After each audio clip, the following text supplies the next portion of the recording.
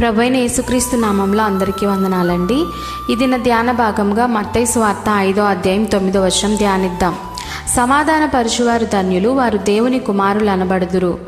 ఈ లోకంలో చాలామంది తమని తాము సమాధానకర్తలు అని పిలుచుకుంటూ ఉంటారు. చాలా గొప్ప గొప్ప వాళ్ళు, రాజకీయవేత్తలు సమాధానం లేదా పీస్ అని చెప్పి శాంతి సమాజం అని చెప్పి శాంతి కోసం మాట్లాడుతూ ఉంటారు, ప్రసంగాలు చేస్తూ ఉంటారు. కొందరైతే పావురాలు కూడా ఎగరేస్తారు. వీరు చాలా ఒప్పందాలు కూడా చేస్తారు, ఎందుకంటే శాంతియుతమైన సమాజం కోసం. కానీ ఈ లోకంలో నిజమైన సమాధానం మనిషికి వారు ఇవ్వలేరు. నిజమైన సమాధానం మనిషికి లేకపోవడానికి కారణం ఏంటంటే మనిషి చేస్తున్న పాపం కారణంగా సమాధానం అనేది లేదు. ఇహలోక సంబంధంగా ఉండే సమాధాన పరిచేవారు ఎలా ఉంటారంటే పాపాలను కప్పిపుచ్చుతారు, చెడ్డ మనుషులతో చేతులు కలుపుతూ సమాధానం తేవాలని ప్రయత్నిస్తూ ఉంటారు. వీరిని ప్రస్తుత కాలం కొన్ని సంఘాల్లో కూడా చూడొచ్చు. కానీ నిజమైన సమాధానం తేవాలని చూసేవాళ్ళు, ఆత్మీయ జీవితంలో సమాధానపరిచేవారు ఉన్నారు. అయితే వీరెలాంటి వారంటే అన్యాయాన్ని, పాపాన్ని తొలగించేందుకు ఎంత కష్టమైనా ప్రయత్నిస్తూ ఉంటారు. వీళ్ళు మనుషులకి దేవునితో సమాధానం కలిగేలాగా సహాయపడతారు.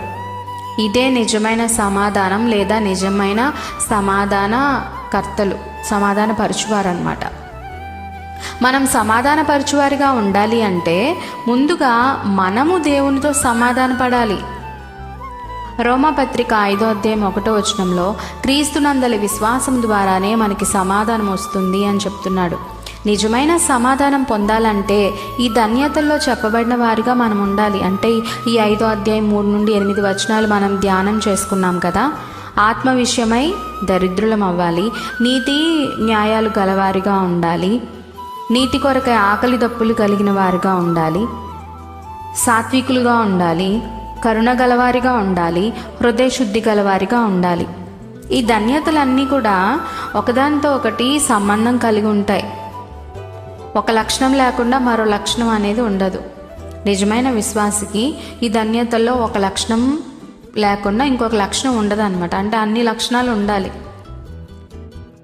మరి మనం సమాధానం ఎలా కలిగిస్తాము అంటే మన పొరుగు వారిని మనల్ని మనం ప్రేమించుకున్నట్టే ప్రేమించడం ద్వారా సమాధానాన్ని కలిగిస్తాము. ప్రేమే ఆ సమాధాన పరిచే వారికి ఉండాల్సిన ఒక ముఖ్యమైన ఆయుధం అన్నమాట. పౌలు అంటాడు, నీ శత్రువు ఆకలితో ఉంటే అతనికి ఆహారం పెట్టు అని చెప్తాడు.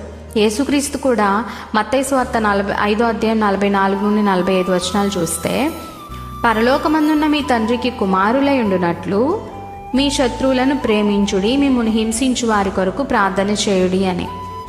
అదే కదా ఈ వాక్య భాగం ఎండింగ్లో ఉంది. సమాధానపరచువారు ధన్యులు, వారు దేవుని కుమారులు అనబడుదురు. మన తండ్రికి దేవుని కుమారులుగా మనం ఉండాలి అని అంటే మన శత్రువులను ప్రేమించాలంట, మనల్ని హింసించే వారి కొరకు మనం ప్రార్థన చేయాలంట. కానీ ఏం చేస్తూ ఉంటామంటే కపటమైన ప్రేమ, కపటమైన కనికరం, కపటమైన పైకి లోపల ఒక ప్రేమ, అంటే లోపలేమో కోపము, బయటికేమో ప్రేమ ప్రదర్శిస్తూ ఉంటాం. సో అలా ఉంటే దేవుని కుమారులని మనం అనబడలేము, అండ్ మనం సమాధానపరచువారము కాము. అత్యుత్తమ సమాధానకర్త మనకి యేసుక్రీస్తే కదా. మనకు పరిశుద్ధ గ్రంథం తెలియజేస్తుంది. ఆయన తన శిష్యులతో అంటాడు, మీకు సమాధానం కలుగునుగాక, తండ్రి నన్ను పంపినట్టే నేను కూడా మిమ్మల్ని పంపుతున్నాను అని చెప్పి. దేవుడు మనల్ని సమాధానపరచువారిగా ఉండాలని పంపించాడు ఇక్కడికి. మనము క్రీస్తు రాయబారులము. సో మనం సమాధానపరిచేవారిగా ఉండాలి. అయితే మనం ఇంకొక సత్యాన్ని మర్చిపోకూడదు. మత్తయి సువార్త 10వ అధ్యాయం 34వ వచనంలో నేను సమాధానం తేవడానికి రాలేదు, ఖడ్గం తేవడానికే వచ్చాను అని. యేసు మనుషులను దేవునితో సమాధానపరచడానికే కాదు, మంచిని చెడును వేరు చేయడానికి కూడా ఆయన వచ్చాడు. ఆ తీర్పు దినంలో ఆయన న్యాయాధిపతిగా ఉంటాడు. కాబట్టి విశ్వాసంతో దేవుని దగ్గరకు వచ్చేవారికి యేసు సమాధానం ఇస్తాడు. దేవునికి విధేయత చూపని వారికి తీర్పు ఖడ్గాన్ని తెస్తాడు. క్రీస్తు సమాధానకర్తగా భూమి మీదకి వచ్చాడు. అయినా సరే ఆయన శత్రువుల చేత బాధించబడ్డాడు, చంపబడ్డాడు. అదేవిధంగా మనం కూడా సమాధానపరచువారమైనప్పటికీ క్రీస్తు శత్రువుల చేత మనకు కూడా హింస, వ్యతిరేకత రావచ్చు.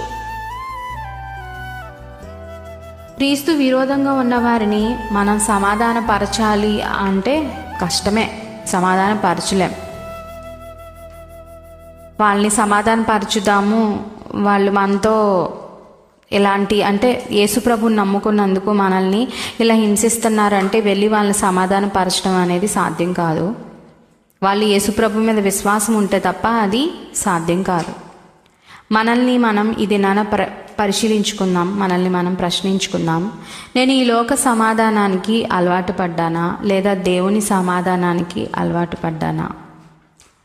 ఈ లోకంలో సమాధానం కోసం ఎక్కడికెక్కడికో పరిగెడుతూ ఉంటున్నారు చాలామంది.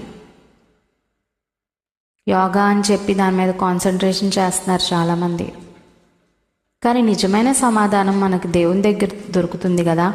ఆ సమాధానం కోసం మనం వెతుకుతున్నామా, లేదా ఈ లోక సమాధానం కోసం మనం వెతుకుతున్నామా?